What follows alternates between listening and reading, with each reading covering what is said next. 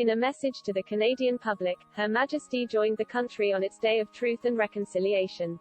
Today is the first time the country will mark its National Day for Truth and Reconciliation. She said, "I join with all Canadians on this first National Day for Truth and Reconciliation to reflect on the painful history that Indigenous peoples endured in residential schools in Canada, and on the work that remains to heal and to continue to build an inclusive society." The message was also translated into French on the royal family Twitter account.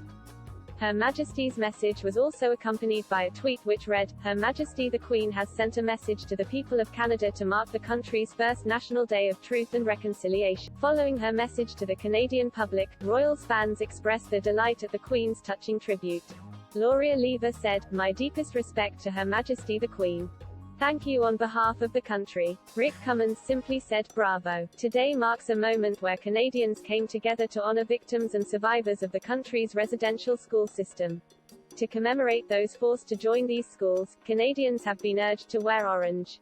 Orange was the color worn by First Nations residential school survivor Phyllis Webstad on her first day of school. It was later removed. Ms. Webstad, the creator of Orange Shirt Day, said, "The color orange has always reminded me of that and how my feelings didn't matter, how no one cared and how I felt like I was worth nothing.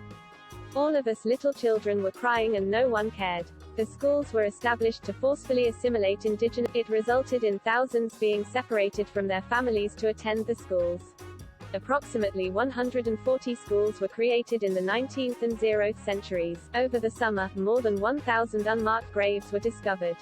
On the eve of the day, a ceremony was held where survivors of the residential system shared their stories of childhood trauma.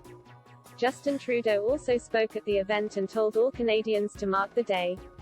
The Prime Minister also stated the day was for all Canadians. He said at the event, "Do not tell me, or try to explain, that the National Day of Truth and Reconciliation is a day for Indigenous Canadians. It is a day for all Canadians. Take a moment to listen to the stories of a survivor, to an Indigenous elder who shares their perspective and their experiences in this country. And know that that story, their story, is your story as well."